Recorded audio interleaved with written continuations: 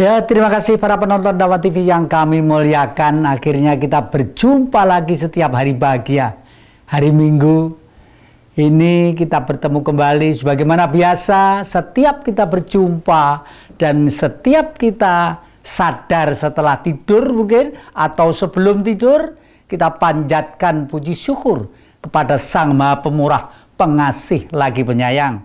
Semoga makhluk di jagat raya ciptaannya ini, baik yang kelihatan ataupun tidak kelihatan, yang lembut, yang atos, yang kering, yang basah, semua mendapat karunia yang abadi, sejahtera, damai, sudah barang tentu sesuai dengan hukum dan karma mereka masing-masing. Para penonton Dawa TV yang kami muliakan, hari ini memang sedikit agak istimewa karena sudah lama saya tidak bersuo dengan saudara-saudara terdekat saya ini. Saya katakan terdekat itu karena tebih tanpa wangenan, celak tanpa singgolan. Kalau sudah dekat seperti satu, kalau jauh pun kadang-kadang itu seperti disulit diukur dengan meter atau ribuan kilometer ya. Artinya mempunyai karakter yang sama, senang menjelajah dalam hal pribadi dan pengalaman yang sepanjang-panjangnya untuk supaya hidup semakin banyak pengetahuan, semakin banyak ilmu, mesti semakin terang andai kata orang berjalan dalam kegelapan. Para penonton Dawa TV yang kami muliakan, Anda pasti sudah kenal dalam sosok-sosok beliau. Yang paling ujung sana, yang berbusana itu karate ban merah. Mau silat, bukan karate, silat, mohon maaf ya. Tingkat pendekar. Itu nanti biar dilengkapi sendiri kalau saya manggil Mas Gun. Itu perisai diri kalau nggak salah dulu ya. Bukan satu aliran, satu kegemaran dengan saya. Dan silat juga salah satu budaya nasional kita yang mengakar dari kurun waktu ke waktu dan bahkan mempunyai andil besar dalam pergerakan perjuangan untuk menegakkan Republik Indonesia ini demi Nusantara yang jaya. Monggo kami persilakan Mas Gun, asmo lengkapnya siapa? Ya.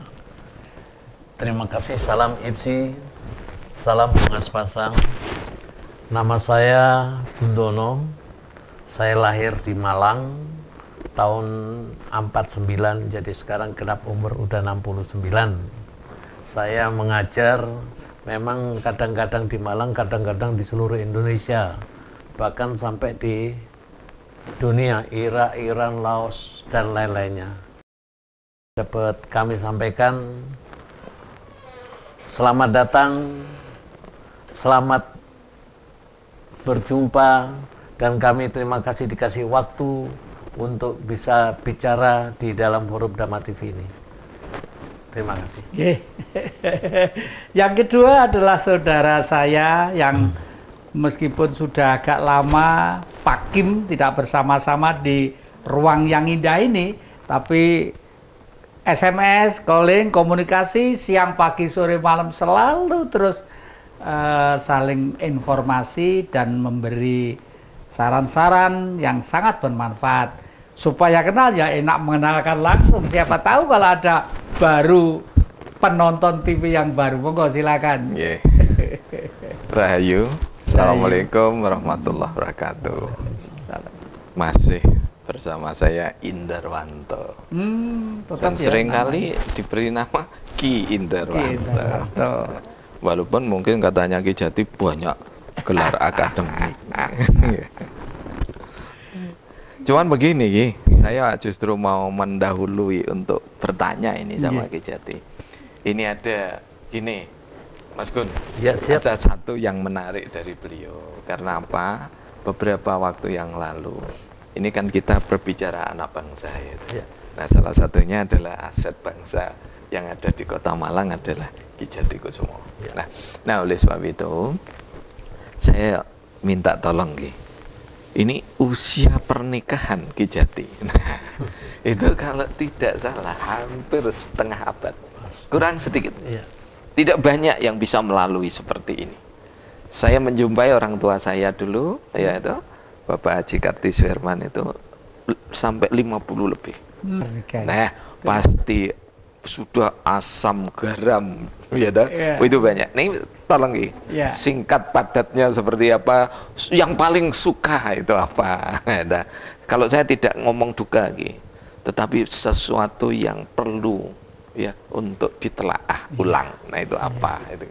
Nah, kelihatannya sesuai dengan idealisme saya ya, pikiran saya tuh sejak kecil mempunyai karakter ya, daripada besok kalau sudah tua menderita, lebih baik waktu muda sengaja dimenderitakan supaya nanti metik buahnya itu pada waktu tua saja ya. Atau bahasa lain prihatin. Prihatin ya, dan saya dulu mungkin di sini pernah saya utarakan, kalau makan itu sama ibu yang mengambil anak pungut saya, Bu Hartoyo kakaknya Bung Karno, saya tuh dilus-lus kepala saya.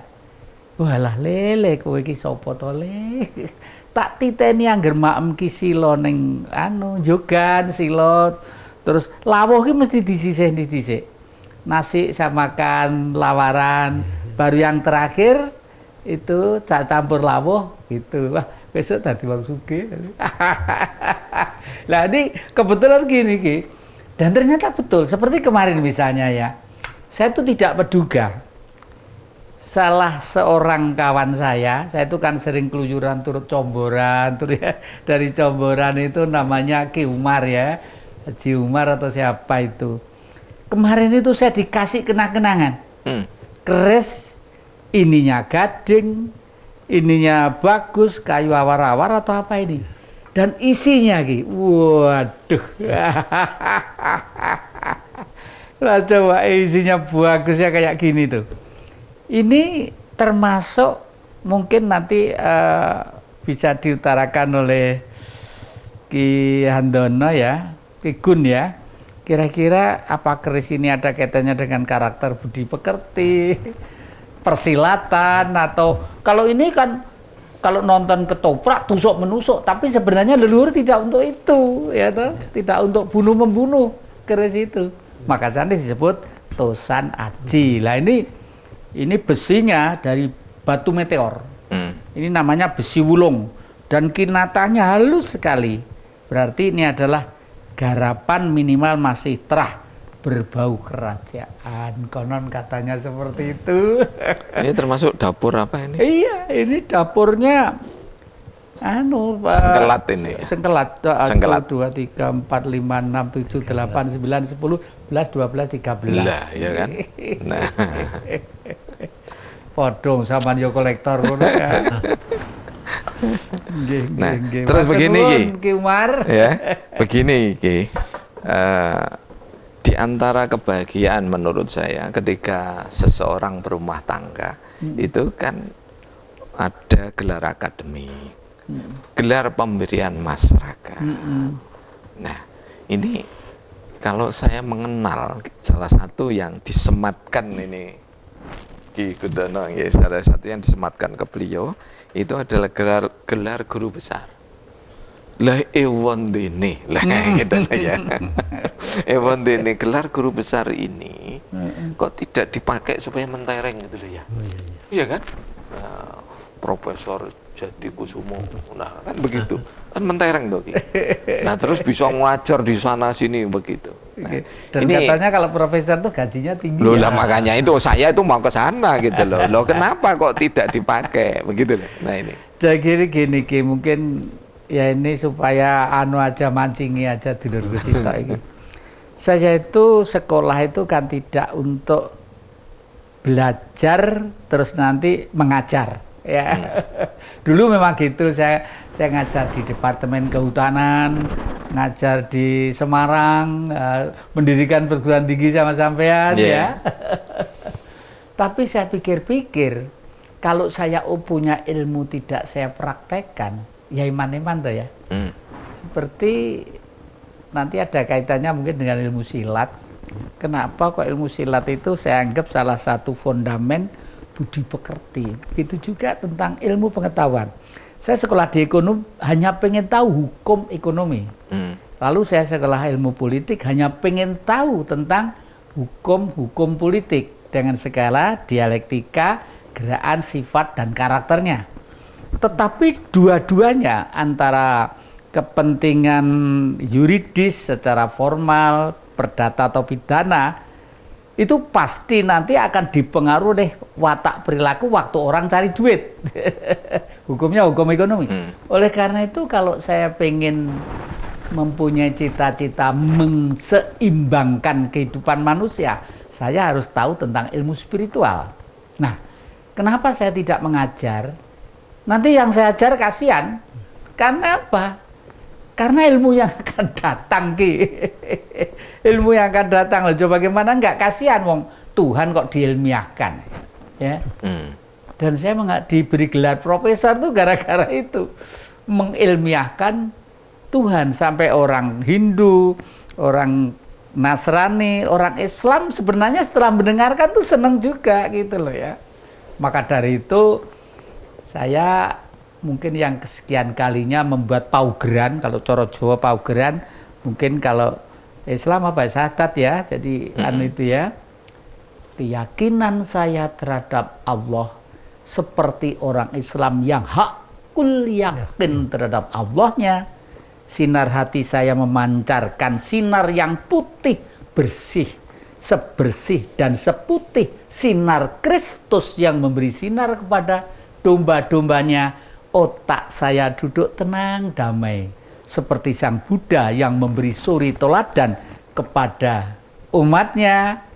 Tetapi hidup saya akrab dengan semesta alam, laksana orang Hindu yang melakukan kaidah hidupnya. Seweneng gila, seweneng. Nah itu begini, supaya apa itu adik-adik kita ya, anak-anak muda kita betul ngeh gitu ya, mungkin saya jembatani sedikit ya, nah, bahwasanya apa yang disampaikan oleh Ki Jati itu ya, kalau di dalam Injil Barnabas, mohon maaf ya, nah, itu ada 144.000 utusan Tuhan, ya. Dan di mana itu gayung bersambut berantai. Jadi kalau Ki Jati tadi mengatakan seperti itu, ini sebetulnya adalah Ki Jati sedang mengatakan, ini mohon maaf pada yang muda-muda ini ya Ki ya. Jadi sedang mengatakan bahwa esensi yang dipegang Ki Jati itu esensi ajaran-ajaran itu, karena esensi itu tidak pernah lepas kan Ki. Nah itu karena tidak pernah lepas. Nah karena tidak pernah lepas, maka pada sosok Ki Jati ini ada ajaran-ajaran yang diyakini itu. Nah, gitu. Terus saya pengen juga ini berkaitan, tapi nanti biar ya, berkaitan dengan dunia kita ini, dengan persilatan itu apa? Nanti para penonton Dhamma TV yang kami muliakan, jangan kemana-mana, tunggu aja di depan TV. Terima kasih. Ya, terima kasih para penonton Dhamma TV yang kami muliakan. Saat ini seperti tadi saya utarakan, memang banyak manfaatnya terutama untuk anak-anak kita. Sekarang ini banyak perilaku-perilaku manusia di luar kodrat sebagai manusia, sehingga banyak juga peristiwa-peristiwa di dunia ini termasuk di Indonesia memperlakukan anak-anak, sehingga anak-anak kadang-kadang menjadi korban kekerasan, korban ini, itu, dan lain sebagainya. Nah, apa relevansinya persilatan ini, Ki Gun, Mas Gun? Ya. Karena saya lihat kok termasuk anak yang saya kelola ya, putranya Mas Lukman itu sekarang kelas 5 SD, sekolah dasar, itu juga mulai senang belajar silat. Nah, manfaatnya dengan budi pekerti dan nasionalisme apa kira-kira, monggo. Terima kasih. Jadi silat itu merupakan seni budaya bangsa kita yang perlu dikembangkan, dilestarikan keberadaannya. Karena pencak silat itu adalah ada 3 unsur. Unsur satu adalah olah geraknya, yang kedua adalah olah napasnya, dan ketiga olah rasanya. Yang ketiga-tiganya ini tidak bisa terpisahkan. Jadi bicara budi pekerti luhur itu adalah bicara yang benar, berpikir yang benar, berbuat yang benar. Sehingga apapun yang dilakukan itu akan menuju kebenaran. Kalau lihat sekarang, ini sudah jauh sekali. Waktu zamannya, ya mohon maaf, zamannya Bung Karno, itu adalah pelajaran budi pekerti luhur itu sangat luar biasa. Sekarang ini sudah tidak ada, sehingga seperti kejadian kemarin, guru dipukul oleh muridnya sampai meninggal.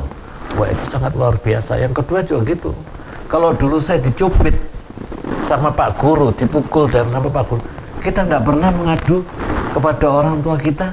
Tapi sekarang ada HAM yang seakan-akan guru itu mendidik sudah dibatasi.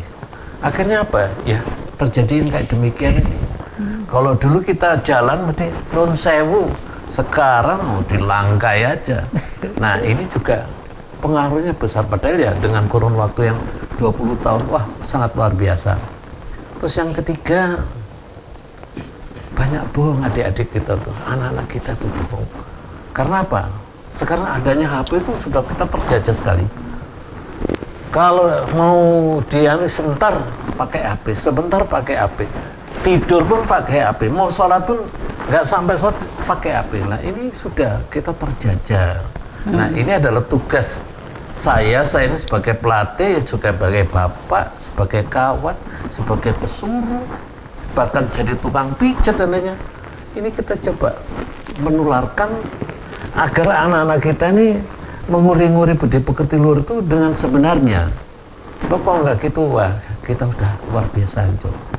Terus yang tidak kalah pentingnya, dengan adanya HAM ini makin, ya mohon maaf pada pemerintah, bukan karena saya Pak, dengan adanya ini kayaknya sebentar-sebentar ada aturan mesti kena HAM, sehingga mengajarnya pun sekarang guru itu ya santai, nggak kayak dulu. Kalau guru itu dulu satu persatu diawasi, sekarang kamu mau kemana silakan, karena apa? Dia takut karena itu, ya itu. Terus yang kedua masalah silat. Pencak silat ini sangat luar biasa. Kalau saya lihat di Sumatera, itu orang sepuh-sepuh itu pada ngangkatin barang-barang. Tapi suatu saat kalau dia marah, matanya begini aja tuh, pohon kelapa itu bisa jatuh. Karena apa? Unsur mental spiritualnya luar biasa. Begitu juga kita kalau mau latihan, itu ada yang sebagian mau latihan ambil air wudhu, air bersih. Habis itu begitu latihan, sebelum latihan kita ngadakan hening memasrahkan diri pada Tuhan agar di dalam latihan nanti tidak terjadi hal-hal yang kita inginkan. Jadi asa, asi, asu, guyub, rukun itu yang dijaga. Iya, memang kemarin saya lihat di dunia medsos itu seorang ibu sekolah dasar, sebenarnya itu di situ ada seorang anak nakal masih kecil. Anaknya kira-kira kalau enggak kelas 3, kelas 2 ya. Wah nih sama ibu guru putri itu. Padahal ibu guru putri itu cinta kasih. Dia pengen di pangku, ya dia mau diambil, mau di pangku, mau di gitu, mau disaranin gini. Dia tuh malah ibu guru tuh jongkok-jongkok nih sambil ngontelong di depannya gitu. Nah, ini tuh nanti biar dijelaskan. Kindar itu yang salah itu di mana dunia inilah. Terus ini Mas Gun, apakah di perisai diri itu kira-kira ada gerakan-gerakan yang menimbulkan saraf untuk lentur sehingga nanti mengarah ke kepribadian yang luhur?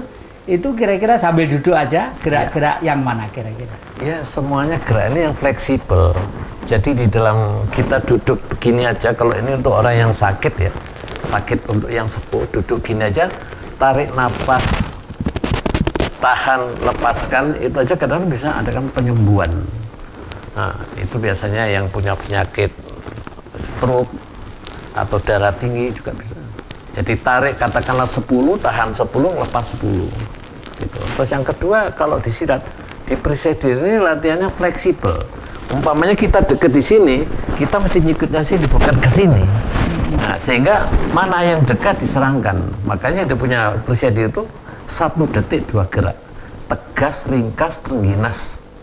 Jadi tidak ada yang namanya memperkosa badan. Sekarang pukulan kita ini ke depan, pukulan ini 5 kilo, tapi dibantu dengan berat badan, itu sudah bisa jadi 30. Jadi, fleksibel sekali. Kita ditendang, jarang kita mengelak, meminjam tenaga mereka. Tendang kita dorong gini aja, yang menendang itu tendangan yang kuat karena dorongan kita, dia bisa kepental. Jadi dipercaya diri itu.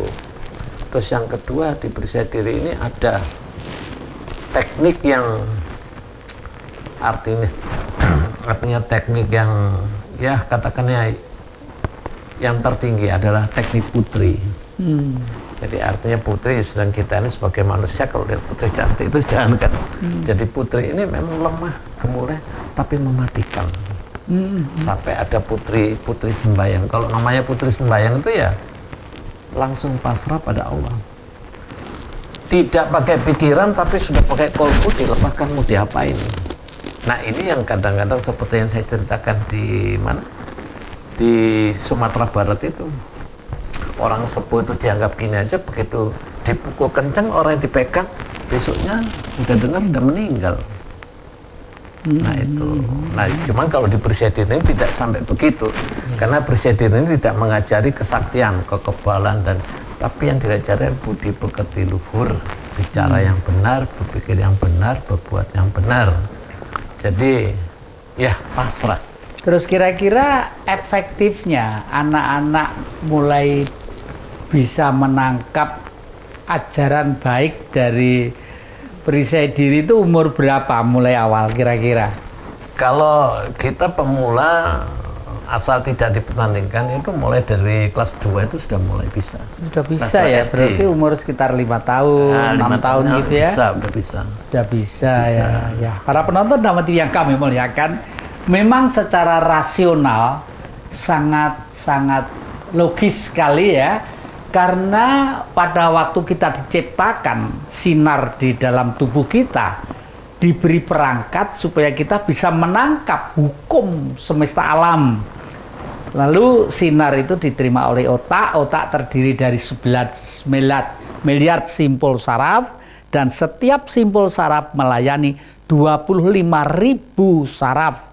Jadi gerak-gerak perisai diri ataupun persilatan ataupun olahraga seni yang lainnya pasti itu amat sangat bermanfaat, termasuk pembinaan budi pekerti. Nah, para penonton jangan kemana-mana, nanti kita lanjutkan.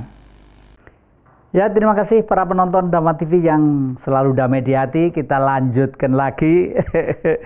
Kelihatannya memang ini mungkin kesempatan baik ya untuk bagaimana anak-anak cucu-cucu kita supaya nanti itu tidak terlanjur menjadi bubur dalam segi budi pekerti, karakter dan nilai-nilai kemanusiaan seyogianya. Lah ini ki Mas Gun, saya tanya ya. Terus budaya yang bagus seperti itu yang sangat terkait dengan karakter manusia, percaya diri, kesehatan, apa juga dikembangkan sekarang ini mempunyai lewat wadah apa kayak? Oh iya. Ya memang kalau kayak perisai diri ini adalah merupakan satu perguruan tapi diwadahi oleh IPSI, Ikatan Keluarga Silat Nasional Indonesia. Ada perisai diri, ada tapak suci, ada PSAT. Dan perisai diri ini adalah merupakan salah satu pendiri IPSI. Ini ada 10 perguruan historis. SHT, Tapak Suci, Prasaja Mataram, Betawi, Perisai Diri, Perisai Putih, Nusantara, Prasaja Mataram, ada 10 perguruan yang menciptakan IPSI. Nah, jadi kalau kita mau kejuaraan, itu yang menyeleksi adalah IPSI. Nah, IPSI. Jadi nanti hasilnya itulah yang akan dipertandingkan untuk mewakili Indonesia atau mewakili daerah. Nah, yang kedua, ini kita sarankan kepada perguruan-perguruan yang ada supaya segera membentuk badan hukum. Badan hukum itu yang tujuannya apa? Supaya legal, sehingga nanti kerjasama dengan pemerintah dengan pemerintah apapun bisa berjalan dengan baik, dan juga kita juga bisa dibantu dengan program-program apa yang telah dibuat. Nanti baru dibuat programnya, dijalankan. Ya memang kalau kita sudah membuat program yang bagus, otomatis kita siap diaudit. Nah ini juga salah satu untuk membentuk karakter manusia yang berbudi pekerti luhur. Jadi bukan kita mengeluarkan, kita terima 100, kita keluarkan 50, kita bikin laporannya 100. Nah, itu yang kena nanti diri kita sendiri. Iya. Nah, terus yang kedua, kita termasuk adik-adik kita, termasuk orang-orang yang generasi muda, ayo kita sayangi silat. Silat ini merupakan warisan budaya bangsa kita.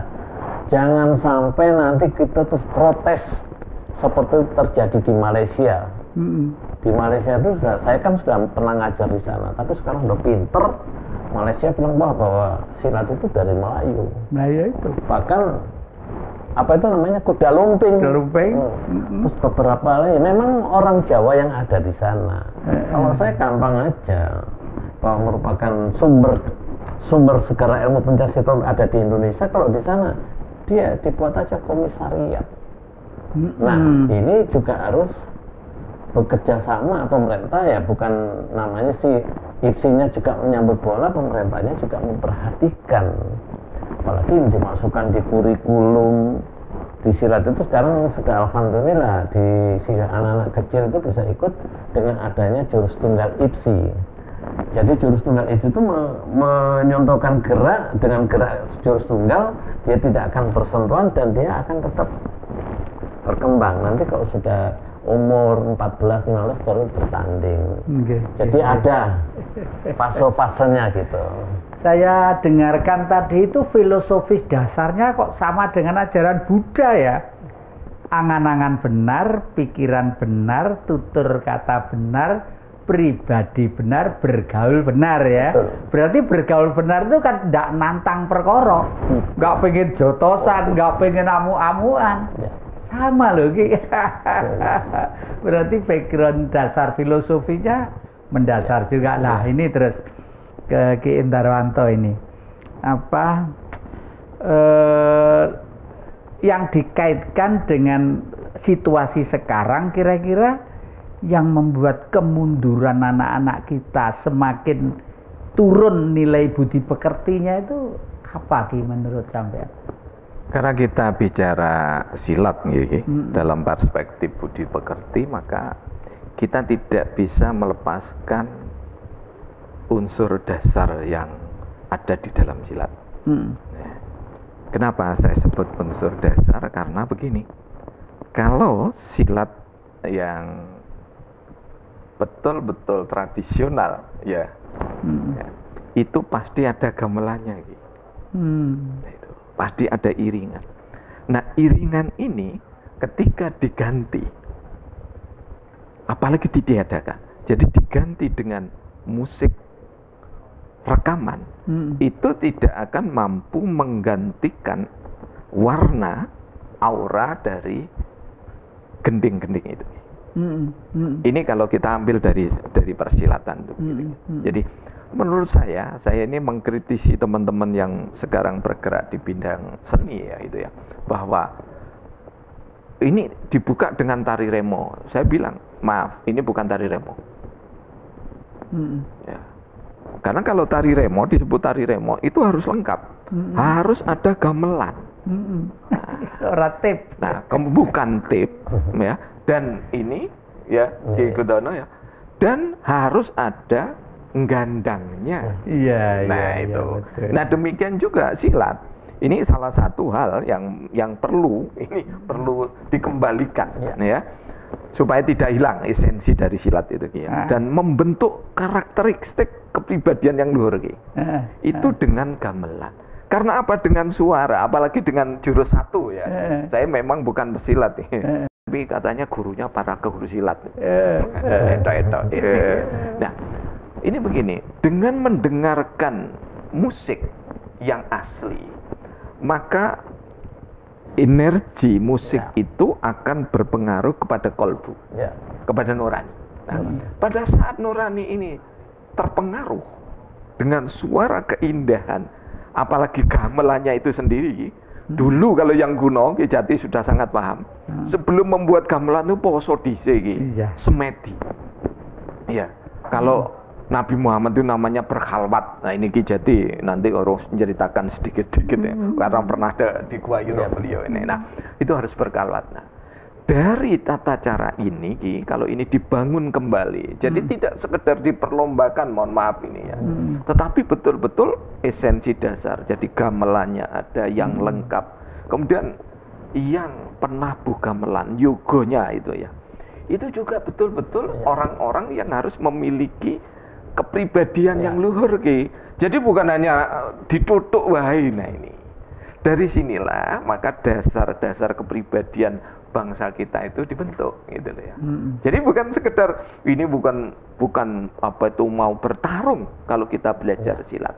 Karena apa? Di dalam istilah pencakdor itu ya ada kembangan ya gitu. Gitu, ada kembangan. Nah, setiap kembangan itu mesti ada lagunya. Semakin bagus varian pesilat itu, maka dia biasanya semakin memiliki karakteristik budi pekerti yang luhur. Nah, ini berkait dengan yang saya pakai. Tadi mau tanya itu, ya. Sampean itu punya murid banyak, ya sudah dianggap panutan dalam apa ya Islam yang tingkatannya sudah tinggi loh. Kok sik nyengkelit keris itu apa tidak bertentangan dengan opini umum? Musyrik, syirik itu bagaimana? Nih, ini seperti tadi saya mengkritisi pencak silat tadi ya, PD atau apapun namanya itu ya, maka harus ada kerelaan. Kita ini mestinya itu apa? Para pendeta, wiku, biksu, bedanda, banti, dan seterusnya ya. Ini kalau menurut aturan kuno ya, yang tidak tertulis ya, maka kita ini mestinya ngasto ageman ki. Nah, ini namanya. Gitu ya. Ini kan ageman kan ya. Jadi kalau ditaruh di sini namanya ageman dan ini fungsinya bukan untuk membunuh. Nah, tetapi ini oleh karena sebab itu bahasa Jawanya juga disebut sikep tadi. Nah, itu.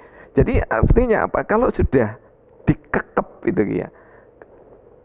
Diri keakuan itu sudah dikekep, ada gendingnya tadi dan seterusnya. Karena kalau silat itu salah satunya juga pakai piranti ini kan. Nah, bukan keris tapi biasanya pedang, kemudian pisau dan seterusnya. Nah, bahwa diingatkan kepada anak-anak kita bahwa sepandai-pandai melakukan gerakan pisau ataupun gerakan sabit, kemudian gerakan pedang ya Ki, tapi tidak diajarkan untuk membunuh.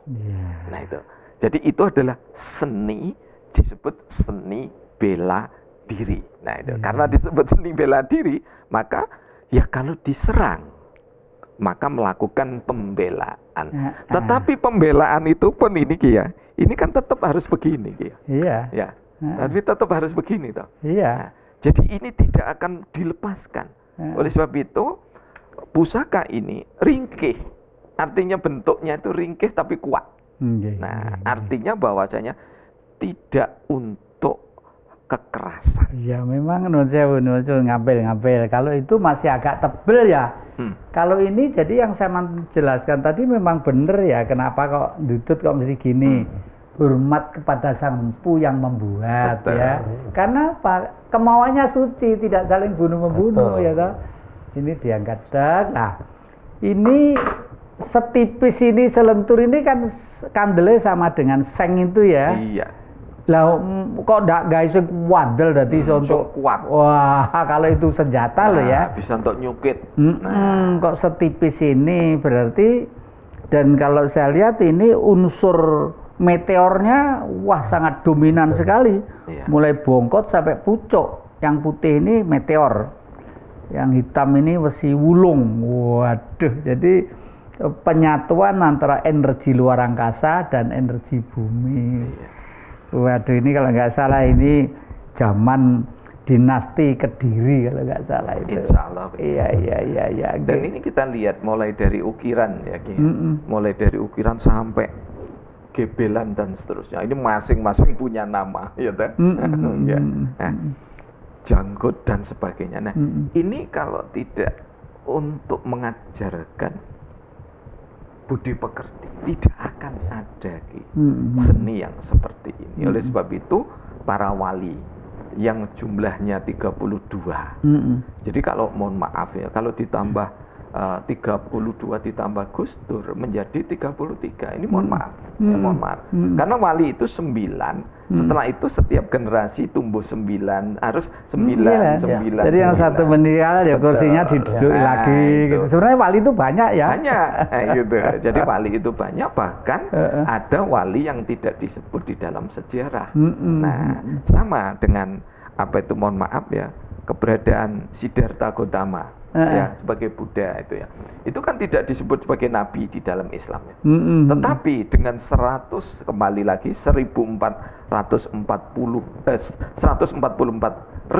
nabi tadi, ini semuanya mengajarkan tentang kebajikan, tentang budi pekerti. Nah, yang hilang sekarang ya, gamelan dihilangkan, kemudian pendidikan di dunia kita ini masih yang tersisa hanya pengajaran. Jadi transformasi knowledge saja. Oke. Para penonton Dhamma TV yang kami muliakan, menarik sekali uraian Ki Indarna tadi itu. Nanti kita korek terus, jangan kemana-mana, masih di depan Ki Prajati.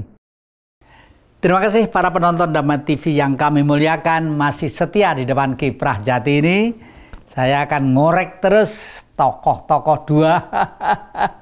Yang satu memahami akan hukum-hukum agama, yang satu sangat pengalaman di bidang spiritual, pergaulan, dan persahabatan. Nah, Ki Indarwanto, ini apa? Ada satu sisi yang tadi itu sudah jelaskan ya tentang pendidikan tadi itu ya. Terus tadi kan belum terjawab, Ki. Kira-kira sing salah ki sing ndi kok terus semakin lama pendidikan. Artinya anak-anak bangsa yang pernah sekolah itu loh kok malah nggak berubah gitu loh. Demi kepentingan nasional ini ya. Kalau dulu ini mohon maaf disebutkan Dwijawara. Karena itu pendidikan dan pengajaran kan gitu. Nah, pendidikannya ini sekarang yang menipis gitu kira-kira. Karena pendidikannya menipis, ya maka tadi silat saja juga yang diandalkan prestasi. Nah, ketika prestasi maka itu kalau di dunia dan apa itu SD, SMP, SMA gitu ya, itu nilai gitu, yang dulu disebut danem atau apa dan sering berubah lagi. Kemudian kalau di perguruan tinggi menjadi IP, indeks prestasi. Nah, sekarang begini loh Ki ya. Yang sisa itu adalah kita hanya mendidik otak. Tapi kolbunya nyaris tidak tersentuh. Nah, ini yang kurang. Nah, justru sekarang saya begini, Ki, ya. Saya justru tanyanya sama panjenengan. Karena apa? Yang mengenyam model pendidikan cukup lama dibanding dengan saya. Nah, itu, bahkan ketika SMP sekali lagi jenengan ini guru saya di Mbah Gondo dulu. Nah, ya, itu memiliki karakteristik nasionalis yang demikian kokoh gitu ya, sampai di usia yang tidak muda lagi. Saya tidak menyebut usia tua, tidak, tapi Ki Jatikusumo itu adalah tidak muda lagi. Nah, jatuh bangun gitu, di dalam rumah tangga ini bisa terenda awet. Ini pasti sistem pendidikan berpengaruh Ki. Nah, ini gimana ceritanya Ki? Nah, itu andai kata saya berumah tangga hanya didasari ilmu ekonomi saya, malah korat karit. Andai kata ya, malah korat karit. Karena apa? Secara ekonomis manusia itu, terutama mohon maaf ya wanita, pasti lebih banyak tuntutan-tuntutan ya. Itu sudah umum itu. Karena apa? Memang kemajuan dunia itu justru karena wanita. Menuntut itu aksi-reaksinya timbul pikiran baru supaya berusaha. Tapi kalau saya didasari oleh hukum ekonomi, pasti rumah tangga saya tidak awet. Filosofis, ideologis, taktik, dan strategi. Lah kalau sudah wanita sama laki-laki, istri sama suami, secara ideologis wis pandangannya dewe-dewe, yaitu sing marai teher gitu. Untung saya itu masih mencari ilmu yang namanya spiritual. Jadi secara spiritual menurut hukum Tuhan, sebenarnya kita itu hidup entah jadi guru, entah mengayuh becak, entah jadi dosen, entah jadi presiden, entah jadi rektor, kiai, pastor, biksu, dan sebagainya. Itu kan sudah kodrat beliau. Jadi lama-kelamaan semakin tua, kodrat saya ini ternyata lebih bahagia kalau saya ini banyak ngomong. Makanya dulu dalang ya, seorang dalang wayang Purwo juga pernah menjadi grup lawak Koratetes. Pada waktu menjadi dalang wayang Purwo, saya selalu mengadakan pembaruan-pembaruan. Bahkan sekarang ini kalau dalang, saya ada apa itu namanya yang tulisan di bawah itu running tag. Running tag itu ya, tapi bentuknya lain. Misalnya jejer Astina, ya, tetap bahasanya harus bahasa klasik, bahasa Kawi. Di sini ada petani 2, ya, masyarakat pakai kopiah, duduk di belakang gitu mendengarkan, terus dia tanya dialog, Pak, Bapak, itu raja itu lagi bilang apa sih? Oh, dia lagi membicarakan masalah wahyu yang akan turun. Gini loh, wahyu itu apa? Jadi ini teksnya di sini. Itu belum ada dalang. Ya hanya saya praktekkan pertama kali, saya waktu itu dalang di Universitas Surabaya kalau nggak salah waktu itu ya. Waduh, orang tuh seneng. Jadi orang Batak apa itu seneng gitu loh ya. Jadi karena apa? Bahasa yang tinggi, yang klasik. Seperti Al-Quran itu bahasanya kan bahasa mantra sebenarnya Ki ya.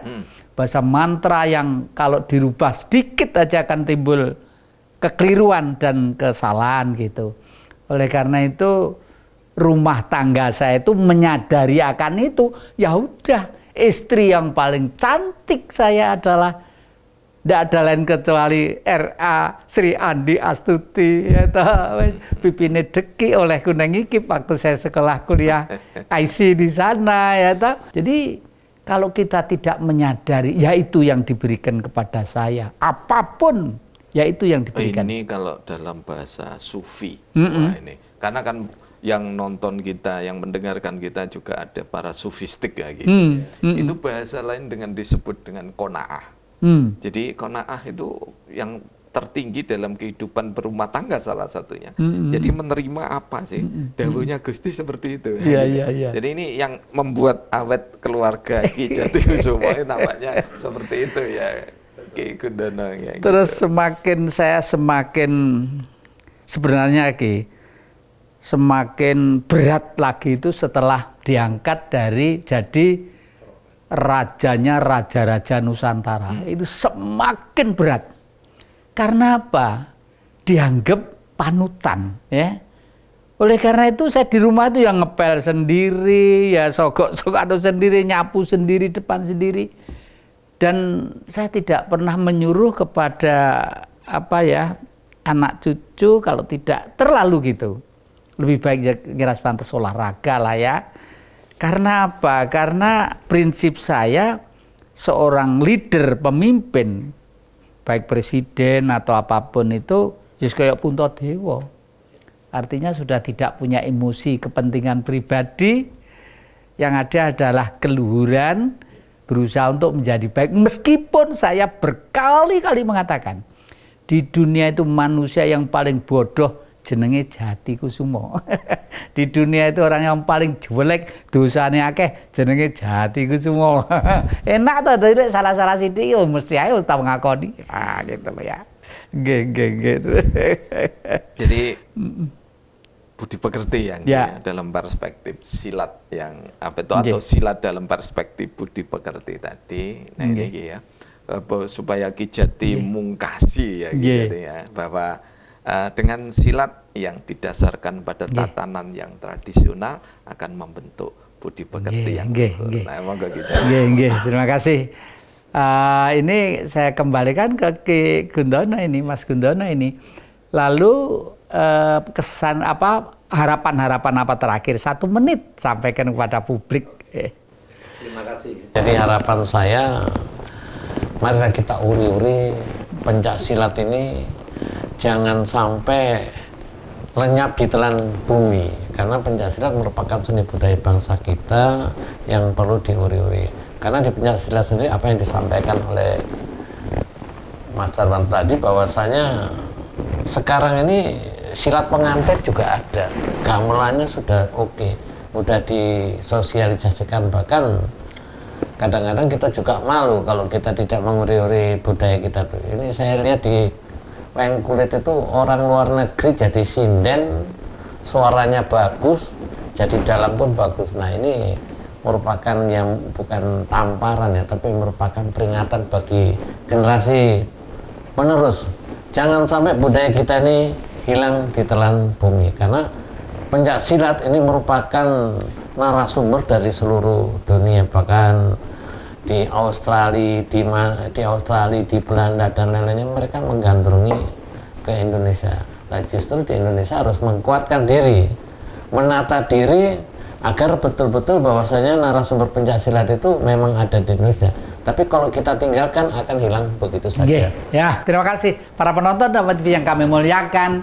Pencak silat sebagai budaya asli Nusantara yang sekarang kita sebut dengan Indonesia ini memang merupakan fondamen dasar budi pekerti yang sangat baik terhadap anak-anak kita. Para penonton Dapat TV yang kami muliakan, kalau ada tutur kata yang tidak sengaja, mungkin sedikit kelihatan agak sombong, keliru, salah, mohon maaf yang sebesar-besarnya. Jangan lupa kita mesti ketemu setiap hari Minggu jam 19 malam dan biasanya diulangi hari Senin jam 4 sore. Sudah barang tentu dengan harapan Damat TV selalu damai di hati. Terima kasih. Rahayu.